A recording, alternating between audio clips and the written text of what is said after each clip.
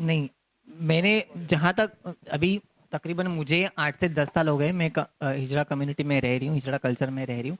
मैंने आज तक कभी ऐसा देखा नहीं कि किसी ने जाकर किसी के घर से किसी बच्चे को उठा के लेके आए हैं या ज़बरदस्ती उठा के लेके आए। ये सभी कुछ अनकही कहानी है या अपनी गलत फहमियाँ हैं, या हम कई फिल्मों में देखते हैं जो कुछ इस तरीके से फिल्मों में बताया जाता है। तो ये सब गलत फहमियाँ हैं, ऐसा कोई होता नहीं कि पता चला कि आपके घर में बच्चा पैदा हुआ तो उठा के लेके चले आए करके, ये सब नहीं है। मतलब ऐसी कोई चीजें होती नहीं कि कोई भी उठा के लेके जाए करके। और You want to add? मतलब माँ बाप अपने बच्चों को ऐसा जाने देंगे क्या? मुझे पहला ये सवाल है उन माँ बाप से कि क्या माँ बाप अपने बच्चों को ऐसा जाने देंगे क्या? कोई भी आके, अगर आपको आपके घर में कोई आके अभी आज अगर समझो आपका बच्चा, बेटा या बेटी 18 साल की है या 19 साल की है या 20 साल की है, अगर आपको पता चलता है कि वो ट्रांसजेंडर है या वो हिजड़ा है, तो अगर मैं आके उससे मांग लूंगी तो आप दे दोगे क्या मेरे साथ? तो वही Madam, I'll tell you a very quickly a story. You know, when I was in UNAIDS for nearly 2 years, I was trying to set up the biggest NGO of Hijras in the north. So it was very difficult to get all the gurus together. And there were about 35 big gurus in Delhi from Bihar and Punjab and all. So I tried to get them together. The funniest part is no hotel, no five-star hotel was even willing to give us space. The moment I said it was a hijra, then it's booked for the wedding or some rubbish like that. I had to take them nearly 80 kilometers outside to Manesar into a club where we had a meeting. Now, there I met one of the oldest hijras was from Kerala.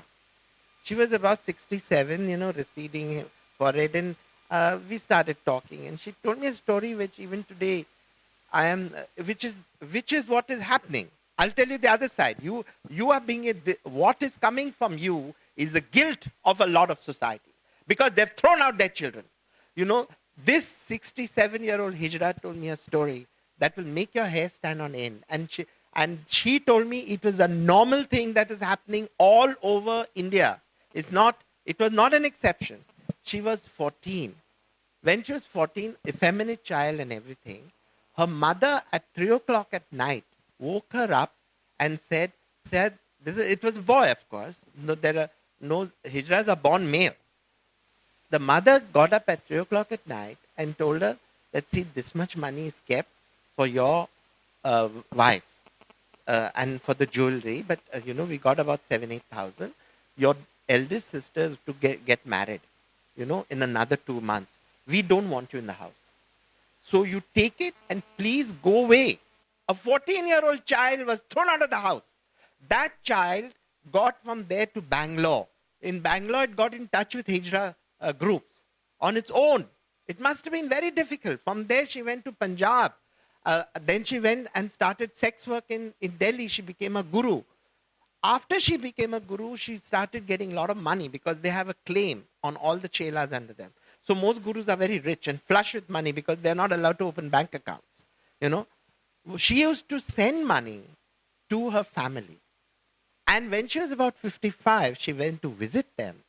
And the whole family who were educated using her money, everybody shut their doors on her. So don't you tell me about hijras taking. He's not telling about, like, she's just voicing somebody who I am telling you because the stories you tell me are countless. The mythology that hijras come in this Asian society, nobody gives children away.